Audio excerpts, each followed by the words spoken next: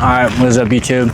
So in today's video we're going to be talking about why I think the Bay Area is a dump after I've been in Asia for 3 months.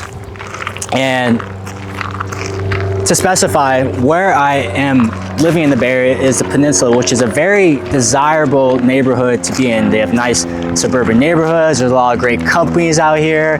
Like, you can see my surrounding areas. It's beautiful, it's calm. There are shitty parts of the Bay. I don't want to like name names, but there are like some shittier parts that aren't as nice as this area.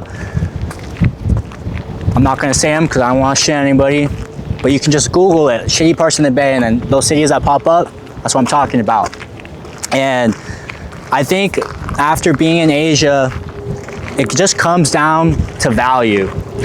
The value of, for example, like the main things you would want when you're living somewhere are housing.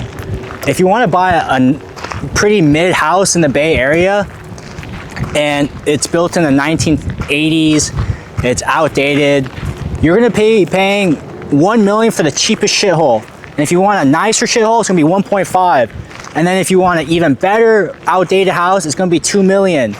And that's to be in like a pretty good neighborhood. And then if you want a better shithole, it'll probably be like 3 million.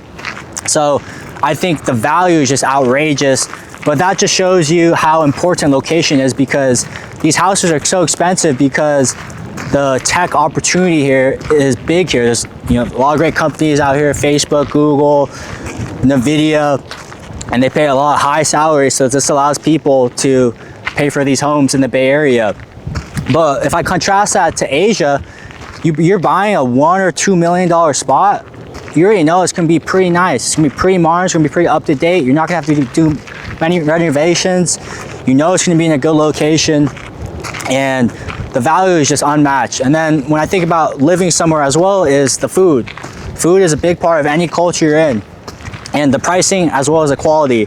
When I think about the food options here, and I think in America in general, you're going to be paying, I recently went to Chili's, paid $27 for a sit-down restaurant for some chicken tenders and salsa. And the chicken tenders are very, very, very dry. But people like to go to Chili's because it's good value. So that's like considered like a cheaper meal in the States. Some American casual dining food, you get to sit down. But if you're paying $27 in Asia, I guess it depends if you want to compare it to a casual dining spot. Like, for example, Chili's in US versus Taiwan, I already tell you the quality of food is going to be significantly higher. The service is going to be better.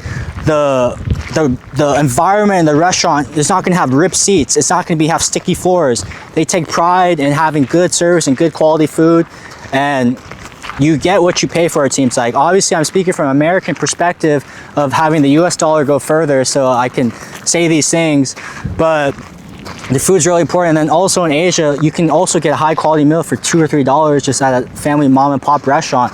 In America, especially the Bay Area, like, you can't really find a healthy meal for $2 or $3. You might have to go to Chipotle and pay $15, and that might be the healthiest meal you can find.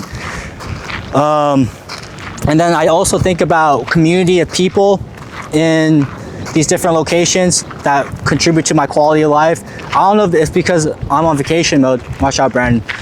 If I'm on vacation mode, but I do feel like there's a sense of community when you're in a park in Asia, or you have a bunch of families and kids playing together.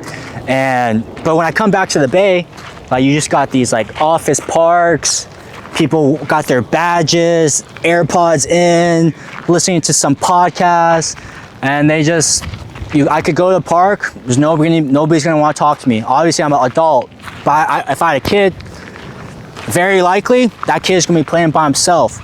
It's going to be hard for him to make friends. Maybe I need to bring him to the right locations, but that's just what I've seen with my old eyes. I've walked in many parks in America and Asia, and if you watch my videos, you see the park backgrounds, people are just enjoying life.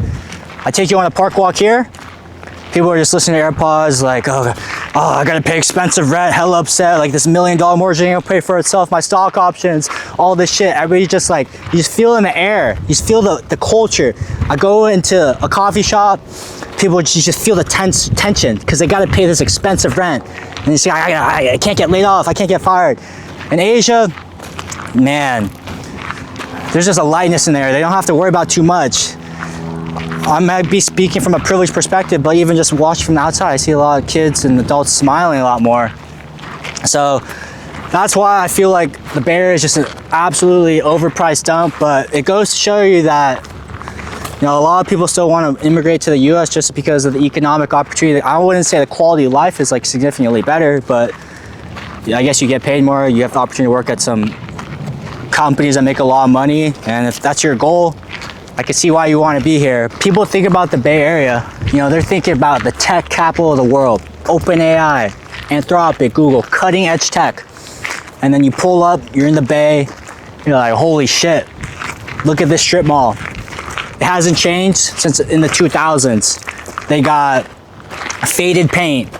They got miserable looking employees. They got these dingy lights. It's just not upkept. It's empty. And when you are paying for a $2 million house, it's going to be old. Everything, a lot of things in Asia, specifically like if you're talking about Shanghai, obviously it's recently developed, so a lot of the things are newer. But in Taiwan, like you would still get older housing, but the majority of stuff in the Bay Area is old and expensive. So it just kind of ruins the vibe for me, because if I'm going to drop like $2 million in house, yo, I want that shit modern. I want like the sharp edges, the dull colors, modern furnishings. You can get that in other parts of the country in the US, but in the Bay Area, a lot of new housing, it's really hard to build new houses. And if they do build new houses, it's going to be some cookie cutter tech like apartment where it's super close to your campus and you're just going to go work there and then you walk to the office. There's going to be no character to it. It's just going to be like the typical software engineer apartment. Like, here, you got a nice spot to put your mattress in and have your desk in, and that's it. Be very modest. And when you go to a 7-Eleven in Asia, you could get a high quality meal for relatively cheap, and you definitely will not get food poisoning. Specifically in Japan, Taiwan, and maybe Vietnam. But if you go to a 7-Eleven in the US, you know what you're gonna see? You're gonna see a hot dog that's been spinning for 5 hours and nobody's buying it because it looks like dog shit. And then you're gonna have the opportunity to buy a gallon Slurpee so you can get your caffeine and your diabetes, and then you can go back to your computer and work. And that's why also the food quality is worse and it's not walkable. So I don't think in the Bay Area people are in the positions to be healthy. You got poor food options and it's not very walkable, so you can't walk calories. There's poor public transportation.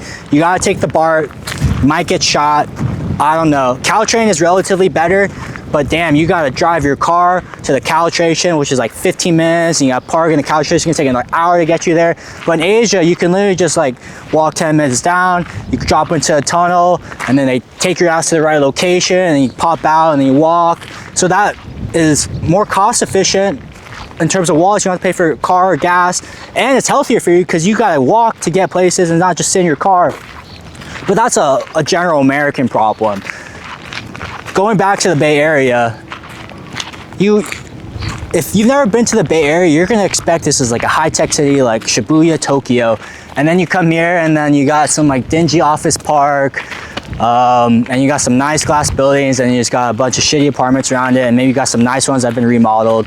There's just a lack of character or culture, but I guess the culture is tech, so it just feels very bland at times. But yeah, that's my rundown of why I think the Bay Area is such an expensive, overrated place. But you know, the weather is pretty undefeated. It's summer, walking outside, not getting sunburned, not hella humid. So, you know, in Asia right now, can't be outside. I'm gonna start sweating a lot. I'll probably have heat stroke, and it's just not a good time. So maybe the weather is just that much better that people are willing to pay for the lack of quality housing, food, transportation, just because the weather might be so good. Maybe it's, you know, maybe that's the thing. Maybe that's the thing. People like the weather and the jobs here. But even though I've just shat on the Bay, it's still home to me. it's still familiar. So I just think it could always be better. But maybe this is the charm of the city, though. That's why people like it. So, but for those reasons is why I think the Bay Area is an expensive dump after being in Asia. So how does it feel becoming Korean?